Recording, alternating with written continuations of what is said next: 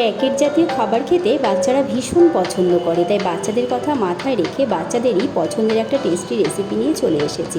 বাচ্চারা চিপস, লেজ, বিঙ্গো এসব খেতে কিন্তু ভীষণ পছন্দ করে। তো চলুন দেখা যাক।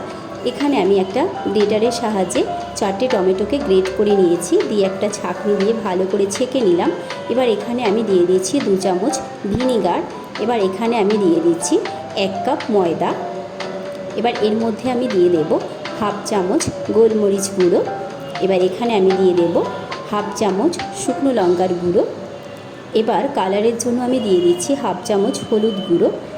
টেস্টের ব্যালেন্সের জন্য দিয়ে দিলাম স্বাদ মতো নুন। এবার উষ্ণ গরম জলে মেখে একটা ডো রেডি করে নিয়েছিলাম। এবার একটা রুটির শেপে ভালো করে আমি দেখুন বেলে নিলাম। মাথায় রাখতে হবে সমস্ত রুটিটা যেন সমানভাবে বেলা হয়।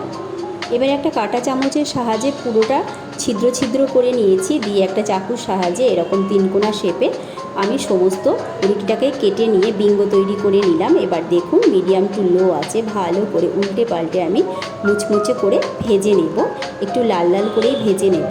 এই দেখুন ভাজা কমপ্লিট হয়ে গেছে। এবার আমি তেল থেকে তুলে একটা প্লেটের মধ্যে নিয়ে নিলাম। দেখুন কতটা সুন্দর হয়েছে, কতটা টেস্টি মনে হচ্ছে, লোভনীয় লাগছে একদম। এবার ওপর থেকে যেটা মেন দরকার সেটা হচ্ছে ম্যাগির মশলা দিয়ে কিন্তু একদম রেডি।